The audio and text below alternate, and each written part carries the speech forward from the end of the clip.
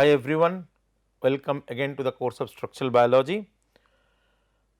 As we are continuing with structural biology techniques and completed X-ray crystallography, today in the new module I am going to teach you NMR spectroscopy, but as we have gone through the detailing of X-ray crystallography in case of NMR spectroscopy, I am not going like that. I am just giving you a basic concept which will help you to understand what is NMR spectroscopy and what is its application, and this will help you to take further interest knowing more about NMR spectroscopy.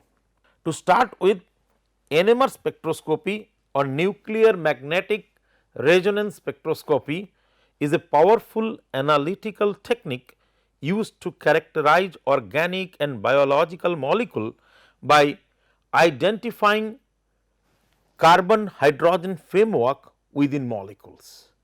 So, as the definition says, it is a analytical technique, it is a powerful technique, and it have immense contribution especially for organic chemist and mostly in the entire branch of chemistry, and in case of biology, understanding biological macromolecule, their structure in polymer and in various other fields. Here we are talking about identifying carbon hydrogen frameworks. I will keep explaining and you understand what I mean here, but from our previous discussions I hope you guys understood now the fact that the world is majorly made of carbon and hydrogen, right. So, this is where NMR spectroscopy play really powerful role in identification. It is a research technique that exploits the magnetic properties of certain atomic nuclei.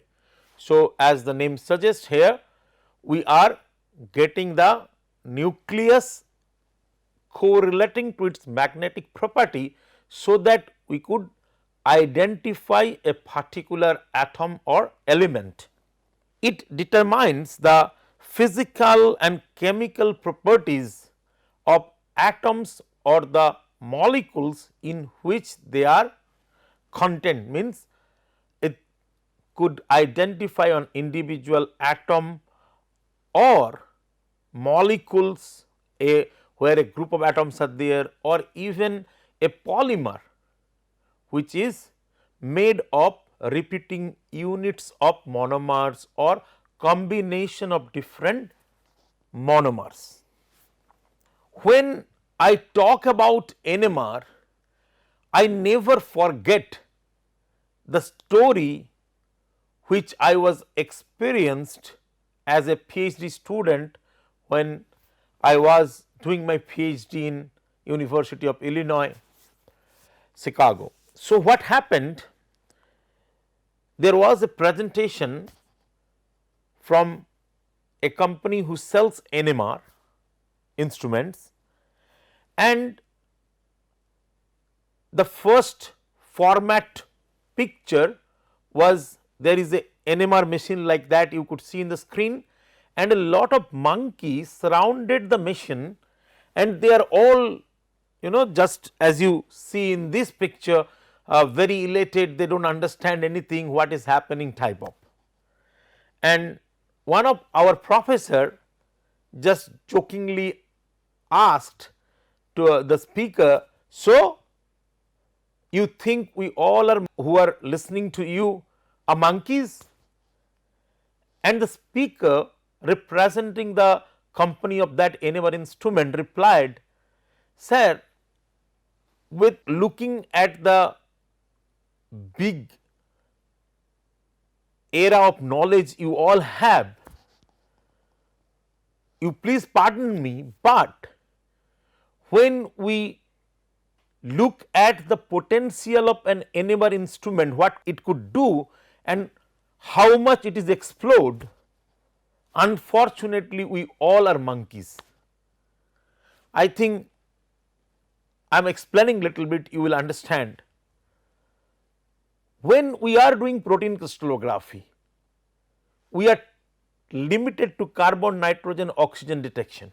Similarly, if you look at many instrumentation and their related principles, you will see that they have their own limitations with respect to the identification.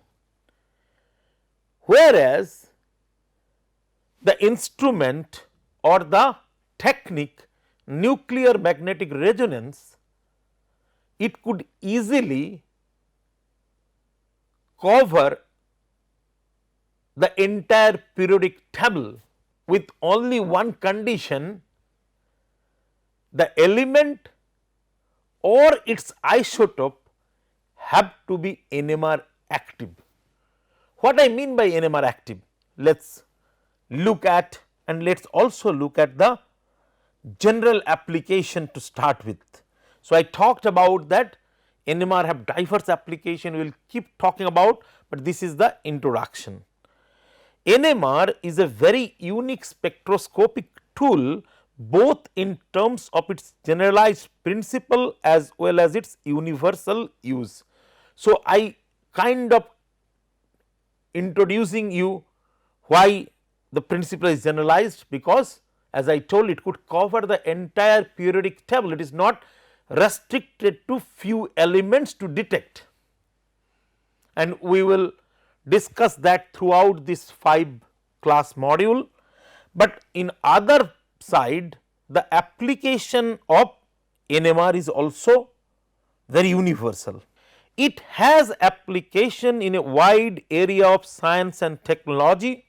For example, it is applicable in medicine, where it has very popular application called magnetic resonance imaging or MRI, and MRI have real revolution in the world of medical science. NMR spectroscopy is also used in different areas like microscopy, food technology, and in fact, testing of many of the food products nowadays in many companies is done using NMR spectroscopy. But the major focus of this course, if I say, will be the basics of the NMR technique and its application towards biological macromolecules. So, how we proceed with, we will start with the generalized application, talking about spectroscopy, going focus to NMR spectroscopy, looking at the principles and techniques majorly used, and then how it is applicable to small molecules, because one of the very critical use of NMR is small molecule. It have revolutionized the place where identification of pure small molecule have performed. So, we will talk about them and then we will go to the biological macromolecule protein. It is a non-invasive and non-destructive method. So, one of the biggest advantage of NMR is it is a non-invasive and a non-destructive method. So, when I say non-invasive, you could understand non-destructive, it does not destruct the sample, but what is non-invasive? In terms of medical science, non-invasive is a medical procedure which is defined when no break in the skin is created and there is no contact with the mucosa or skin break or internal body cavity beyond a natural or artificial body orifice. In one word, when we see a technique is applied to a body part and even no minor injury happened, that is called non-invasive. Non-invasive methodologies are getting popular day by day because of their easy to use, because of their not putting effect especially on chronic diseases like diabetes and all, where every day you have to check and every day you have to put medicine. So, in those sectors non-invasive techniques are really getting popular. NMR is a non-invasive technique And this means that if you take a sample of your compound of your molecule and record NMR data on that, you get back to the sample being intact. Nothing happens to the sample, it is not destroyed and could even be reused.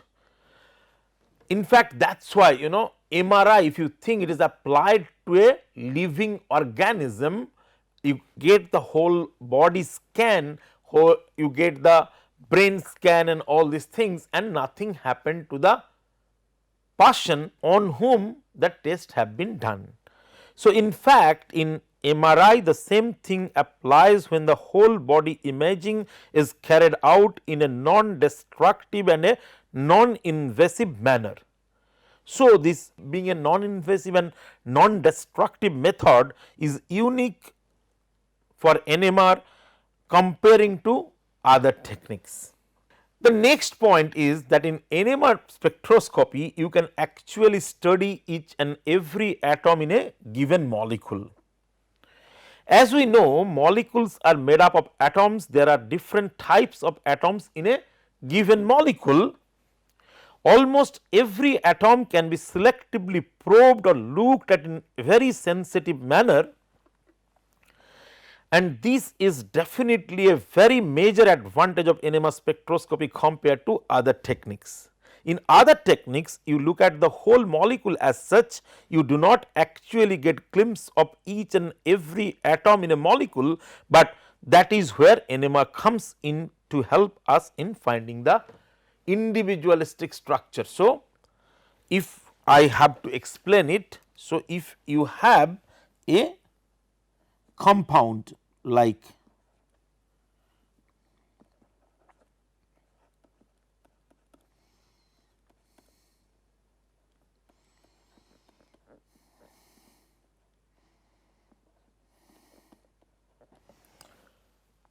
a propionic acid,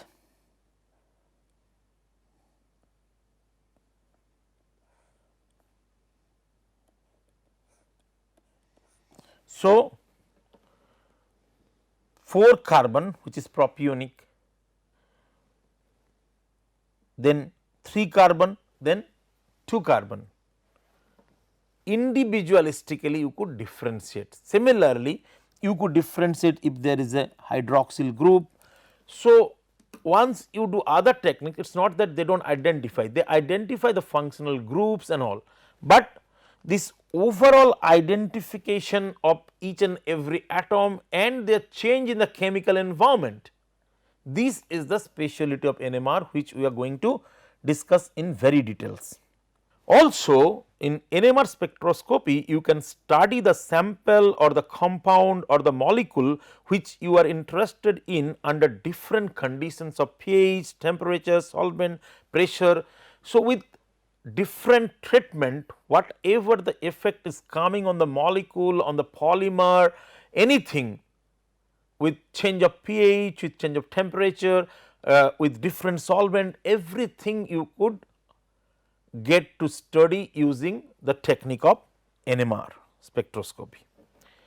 Basically, you can actually play around with any condition and keep monitoring the data or acquire the spectra under different conditions. So, this is even interesting. So, in many techniques you treat with something, you make the sample, after sample preparation you go for taking data, you cannot change it, but in case of NMR you could have keep the sample, let us say you have a protein, you keep the protein at 7 pH and then keep increasing the pH and acquire data, or keep decreasing the pH and acquire data. You increase the temperature, you start from 0 degree, you go to different temperature and see what is the effect of the temperature on this protein molecule.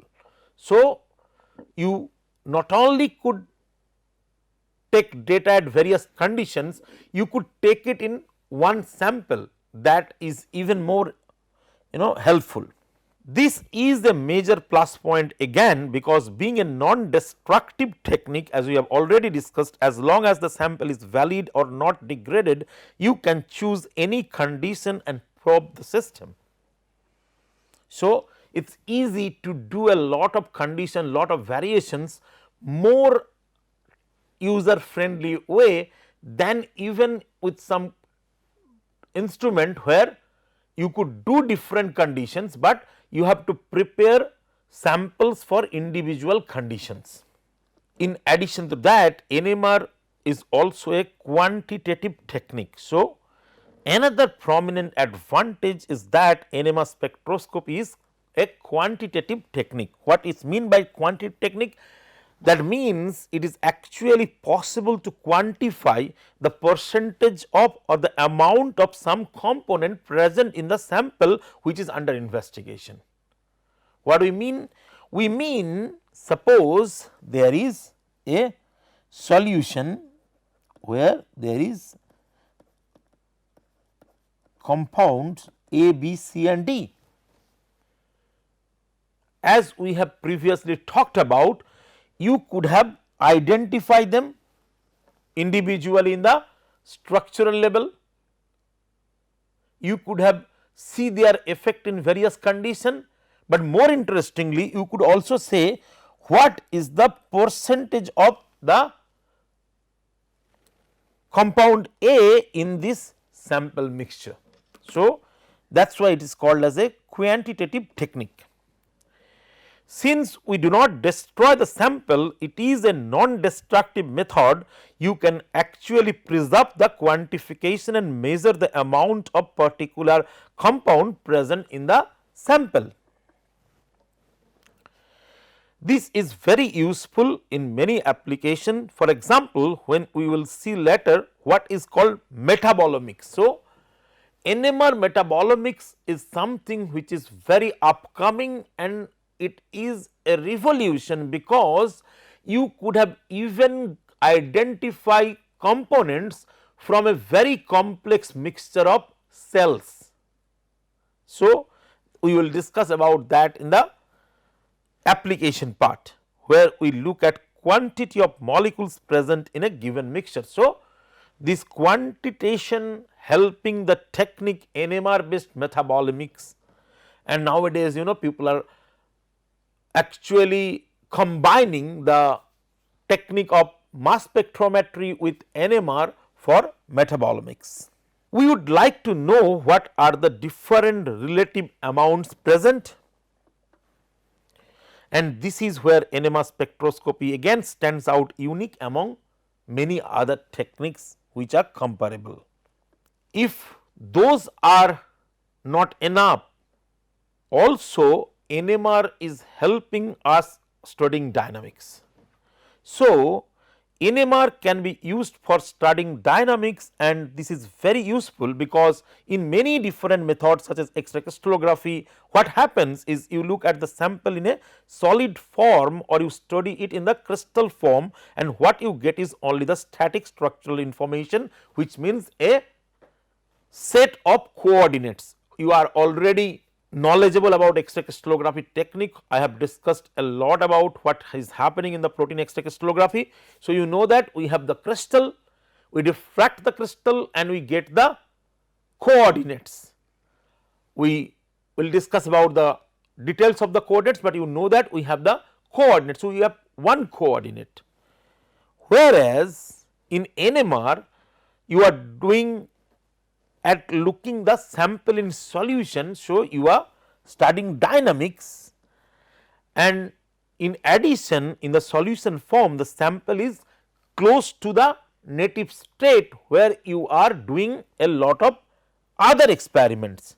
So, it has all the properties what you would expect to have in its native state, and dynamics is one such important property. Now, when I say about, I would also alert you about something which probably you could misconceptualized in this statement what I made. So, when I say native state,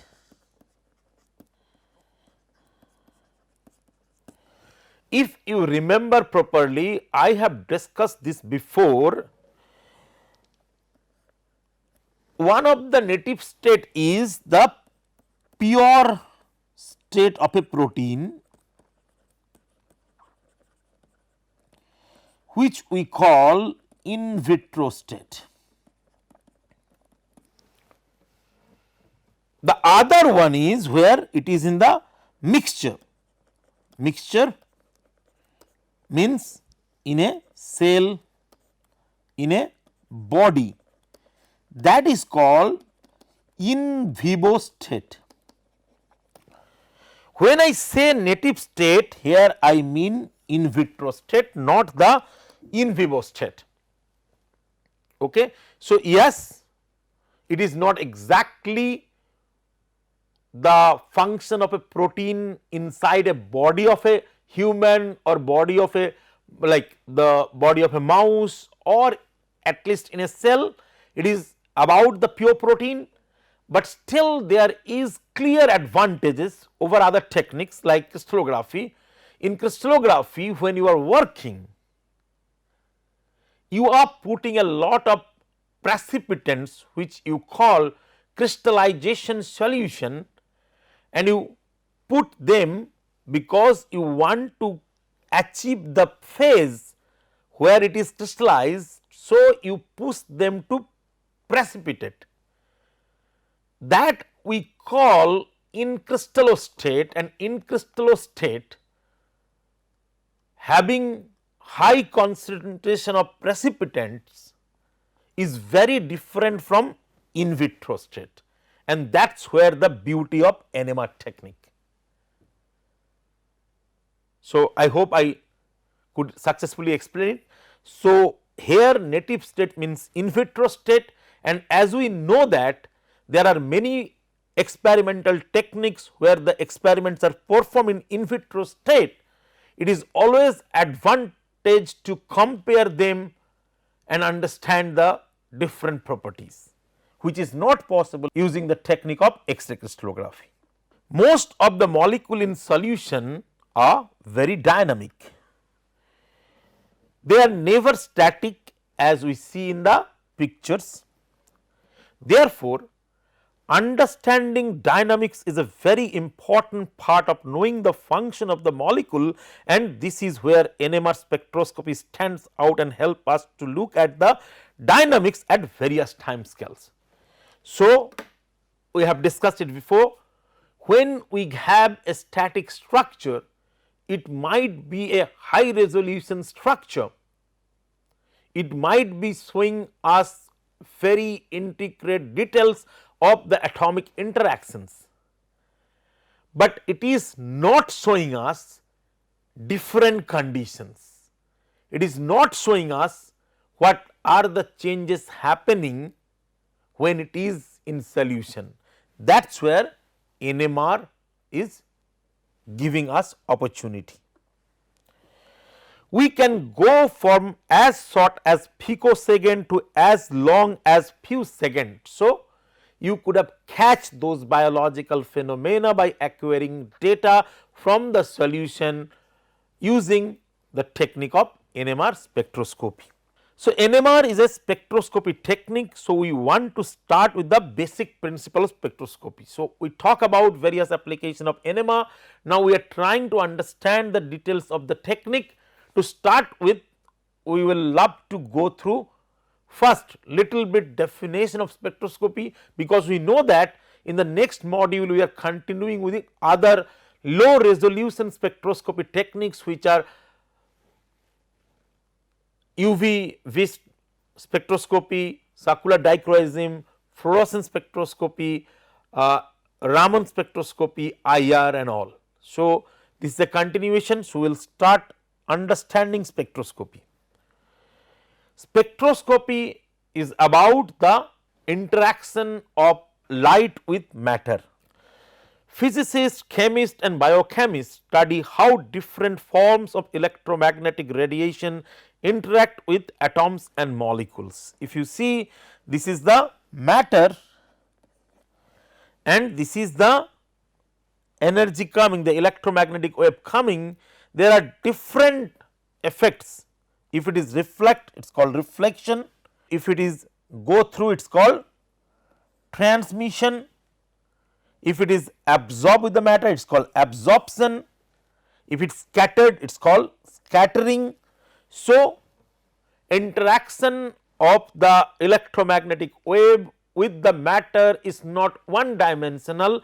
There are many forms of the interaction, many effect of the interaction, and as I say, physicists, chemists and biochemists study how different forms of electromagnetic radiation interact with atoms and molecule, and what are the different effects that would help us to understand or characterize the molecules, if there is any fingerprints, that is what we are looking for.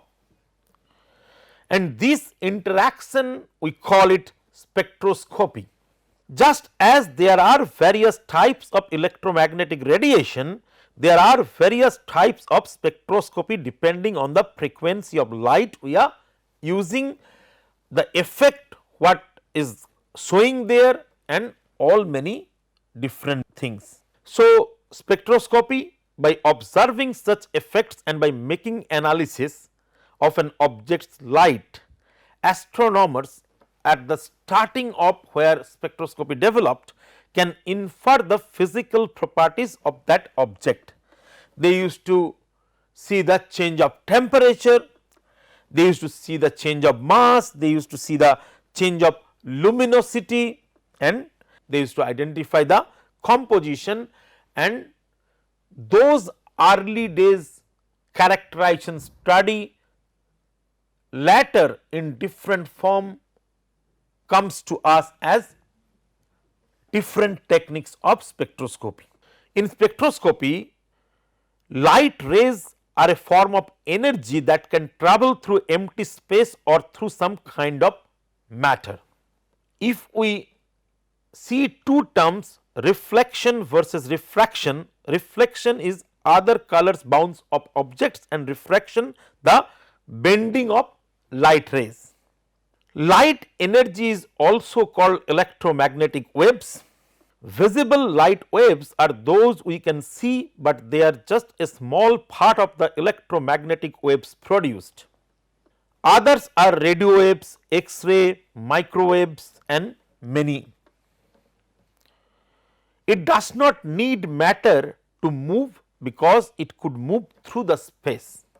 When we talk about spectroscopy, this is a good opportunity to talk about human eye, and you will be amazed to see how this technical biological formation have developed. It have lens where the light passes through the clear lens. If you see, this is the lens part, this one. Iris, iris is the color part of the eye, it narrows in bright light and it narrows in darkness. Cornea, cornea is this part where light enters through the cornea and bend light rays. So, this is the cornea part. Retina, retina is an upside down image falls here where cells change light energy to electric and chemical energy in the form of nerve impulses. In biology, you see something, but it is not only a technological seeing. If you see something, your brain have to read that. So, the seeing through eyes should be converted to reading of the brain, which is done by retina. If you see this retina, it change the light energy which is coming to electric and chemical energy in the form of nerve impulses. The nerve goes then and make this message established in the brain. Cornea is convex in front and concave in the back. Retina has a concave surface. So, it is a mixture of lenses made to give the best of the best vision. It is just to talk about because it seems very relevant with spectroscopy. So, if you see spectroscopy, you will see the prism and white light comes here and they have making dispersion angle, and white light it divided to 7 light rays: red, orange, yellow, green, blue, indigo, violet, where violet is the lowest nanometer containing rays, 400 to 420, indigo 420 to 440, blue 440 to 490, green 490 to 570, yellow is coming in the middle 570 to 585, orange 585 to 620, and red is at the top 620 to 780. The word spectroscopy implies what we will use the electromagnetic spectrum. So, it implies that we will use the electromagnetic spectrum to gain information about the molecule. So, we put the ray, it interact with matter and a lot of changes happens. Looking at those changes, if we could characterize the properties of molecules or anything we want to study our sample, that is actually called spectroscopy. This is a basic instrumentation of spectroscopy, where you see you have first a light source. We talk about normal light, but it could be different light, also different rays, which we will talk later. Then when the light comes, it would be coming to the wavelength sector. Then there is a shutter would control the light ray to go and hit the sample. After that, there is sample cell where the sample would be kept, then the effect would be kept in the detector, and finally we will get the readout. So, that is a architecture of a very basic instrumentation of spectroscopy. We will go to different spectroscopy and we will try to discuss the individualistic setup of that instrument. Spectroscopy about electromagnetic radiation. We talked about electromagnetic radiation consists of discrete packets of energy which are called as photons.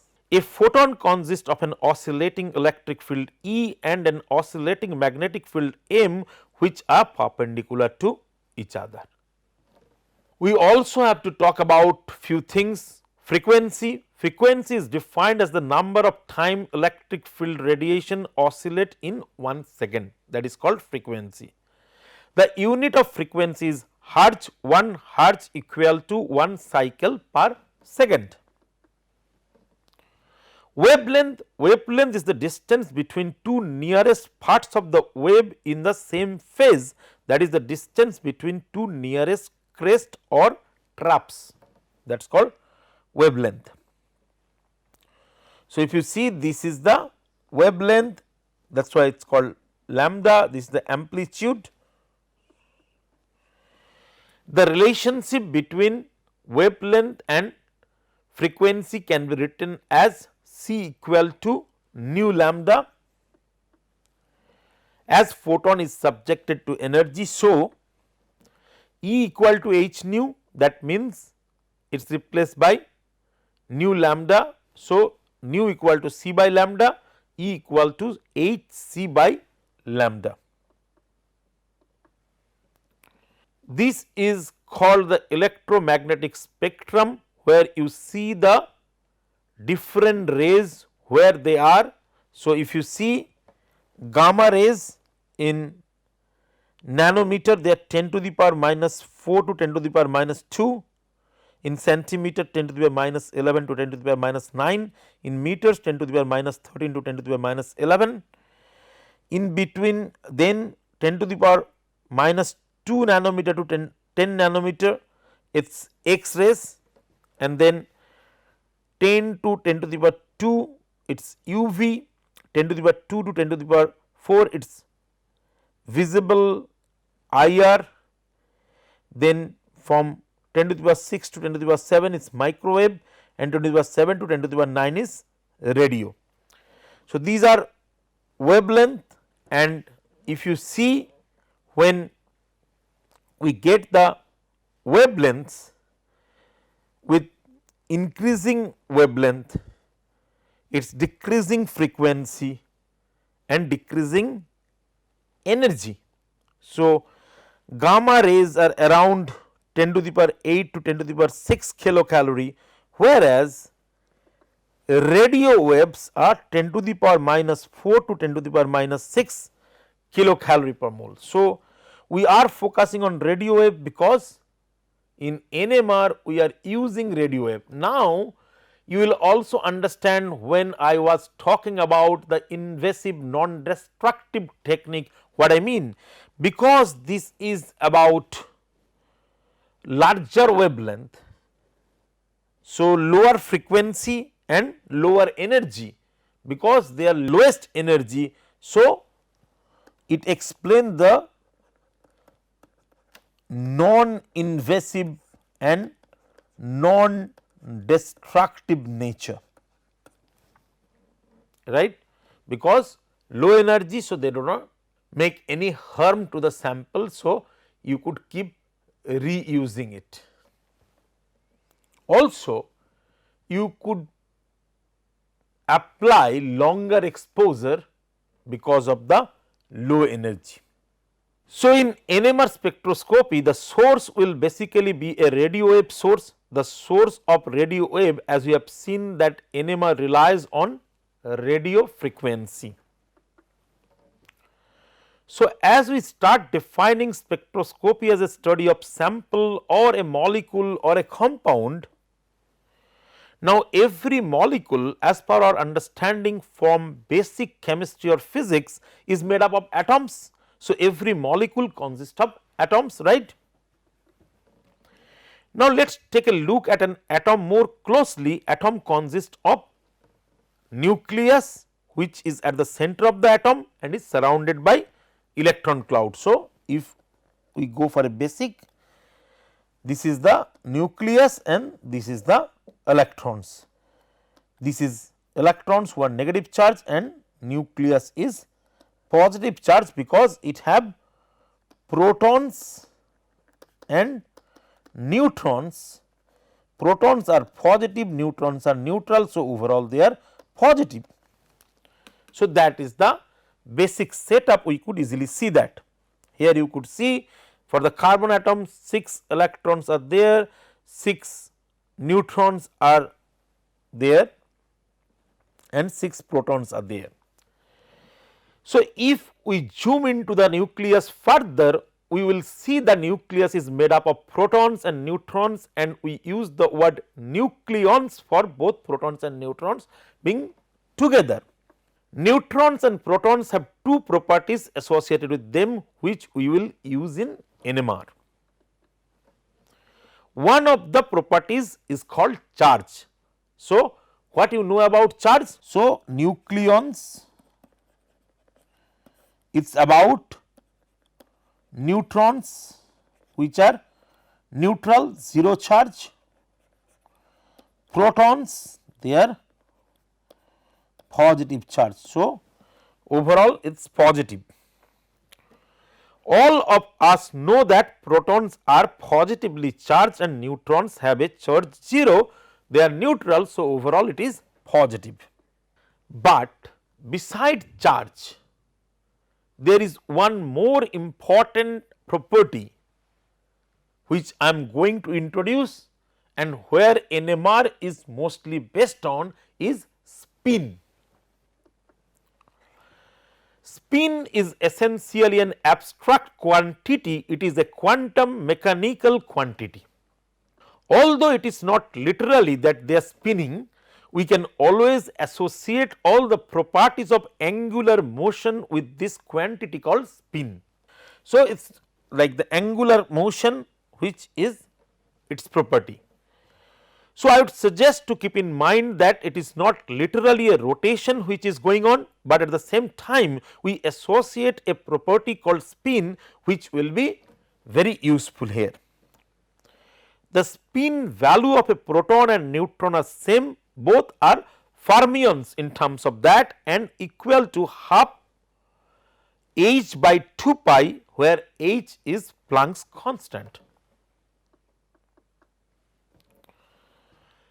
Now, it is understandable that both protons and neutrons have spin, but the charge is present only for proton, as I told, and neutron does not have a charge, which means the overall nucleus has a positive charge. It is clear for us in the, now.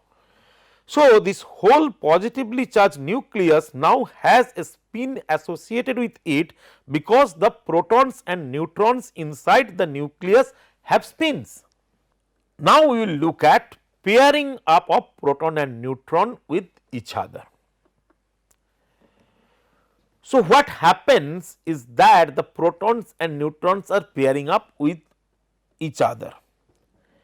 Parallel pairing results in addition of the spin values, and anti-parallel pairing essentially cancel out the spin of the particle.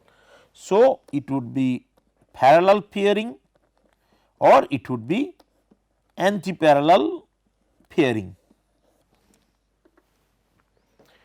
That means the nucleus, after pairing the protons and neutrons together, has a net spin value.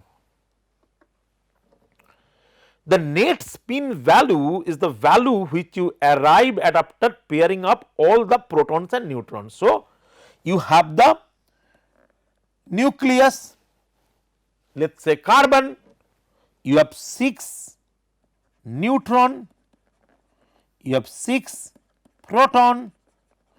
So, if you pair up, it would have cancel each other 0. This net spin can have any value, as we will see shortly, and can be determined based on the number of protons and neutrons, or basically based on the atomic mass and atomic number. Okay. Let us see. And also to be remember very honestly and very critically, NMR spectroscopy relies on the nucleus having a net spin value which is not 0. So, if it is 0, that is NMR inactive. If it is non-zero, then it is NMR active. Easy to remember, but very critical to remember.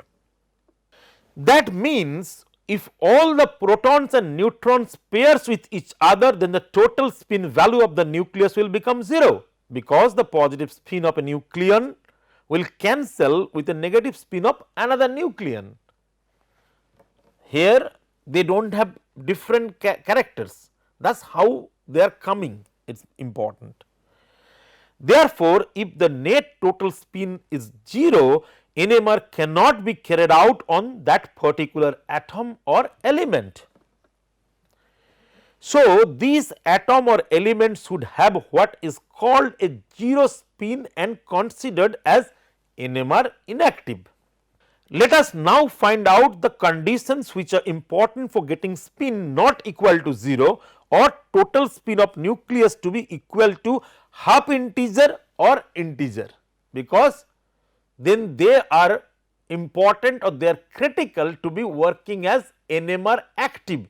We could apply NMR technique only on them. For this concept that a nucleus or an element can be studied by NMR, we use the word NMR active. So, we say this particular nucleus is NMR active or this particular nucleus is not active or NMR inactive.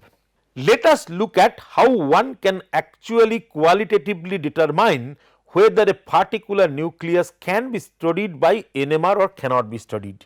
You can see the table here which shows how we can estimate the nucleus spin value. We can have an atom having a even atomic mass or it can have an odd atomic mass. So, there are two things, atomic mass and atomic number.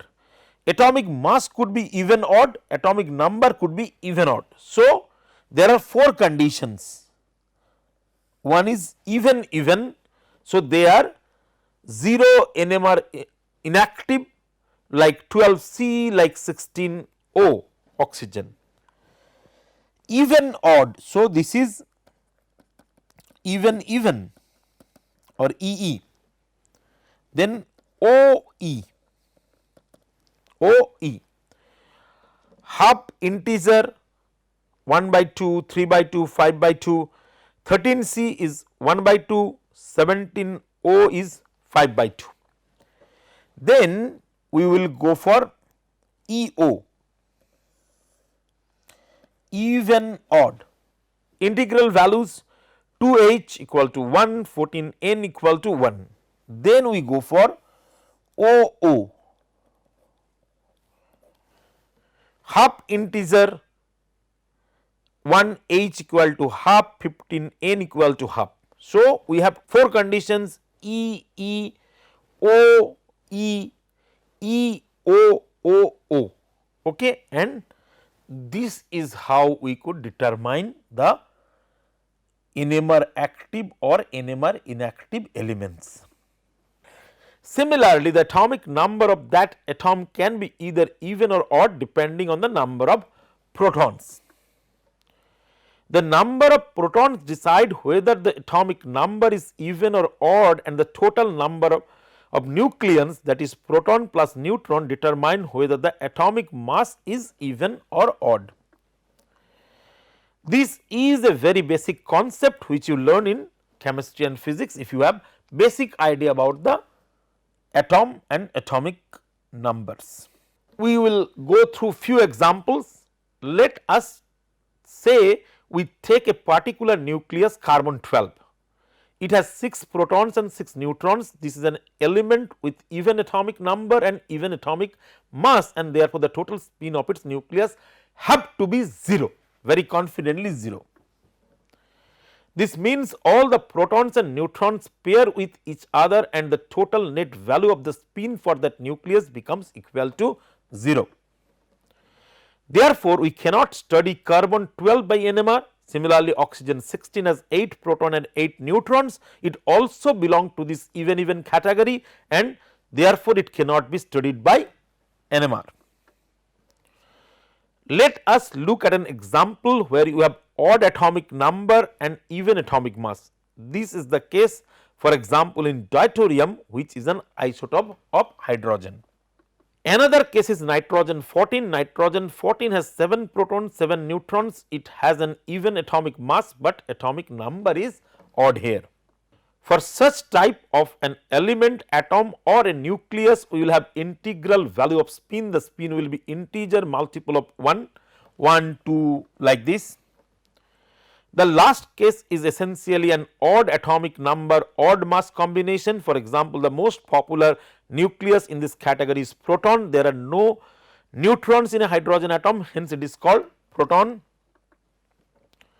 The nucleus has therefore odd atomic number and also odd atomic weight, mass, and that is why its spin is half integer. A very another important nucleus in this category is N15, isotope of nitrogen, which has 7 protons and 8 neutrons.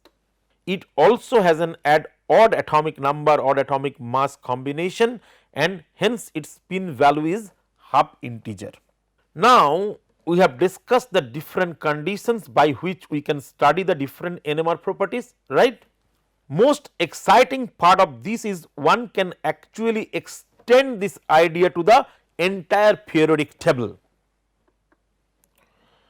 Now, if you look at this figure in the periodic table, it is quite clear that many elements in the periodic table can be studied by NMR spectroscopy because they are having non-zero nuclear spin. You see the nucleus spins half, 1, 3 by 2, 5 by 2, 7 by 2, 9 by 2, all are having different color codes which you could see here. Now, I could again once talk about the concept of this NMR and monkey. You could see this periodic table, look at the huge potential, and you could feel for 1 minute that with the potential of NMR technique or the generalized versatile principle of NMR, we are in true sense remaining monkey to explore it. And if only the presence or covering the periodic table is not enough, I will talk about the isotopes. What is about isotopes? As you will remember, I told that C12 is completely NMR inactive, but not C13. C13 is an isotope of carbon which is very less abundant in nature, but it is NMR active. So, in summary, either the compound, the element itself can be studied in the natural abundance, but it is also possible to study its isotope which might be less abundant naturally. So, we are talking about abundance. What is abundance? Abundance is something which will be very critical for choosing an element or its isotope in the study of NMR. Abundance basically means that in a given natural state, what is the percentage of a given isotope of the element which is present in that molecule. We will talk with examples. For example, the natural abundance of carbon 12 is 99%. This implies 99% of the carbon atom in the sample have carbon 12. The remaining 1% is mainly carbon 13, as for the NMR is considered only this 1% 13C which is present contributes to the signal in the technique of NMR spectroscopy. The remaining 99% does not, it is just blind or transparent to NMR because it has 0 spin. You can see that the sensitivity of 13C becomes low because on an average out of 100 carbon atoms only 1 atom will be C13. Because of that, when you are using carbon to study NMR, you get very low intensity signal because of the less presence of the C13, and that is called abundance. Whereas, as I told, when we consider 1H, it represents 90% as and in is NMR active. So, the most common nuclei is proton because of its availability and natural abundance. Typically 90% of NMR is carried out with protons. The second most popular nucleus is 13C followed by 19F. Fluorine is coming as very important probe. Phosphorus 31, N15 is also very popular nucleus, especially when we study biological macromolecules protein. Fluorine is a very popular in drug industry for investigating pharmaceutical drug. Many of the pharmaceutical drugs have fluorine, and 19F is also very close to 1H in terms of sensitivity. Silicon is used for studying material. So, if you see 1H, 13C, 31P, 15N, 19F and 21 silicon, they are specially used, and all of these have spin equal to half. For such nuclei, many of the NMR phenomena can be easily understood and explained. People generally focus majorly on this particular type of nuclei for their experiments. So, I have started introducing NMR spectroscopy.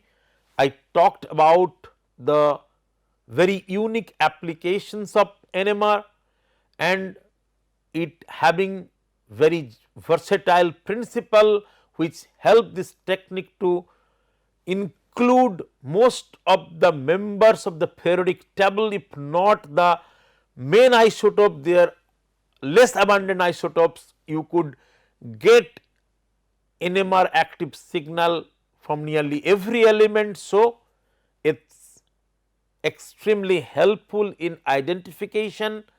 It have very easy to use principle, and then we will look at how this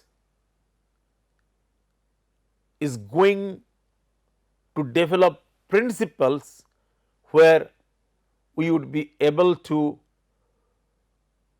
work on some compounds, what are the principles, how the instrumentation works, which are the important part of instrumentation, and many things else in next class. Thank you very much.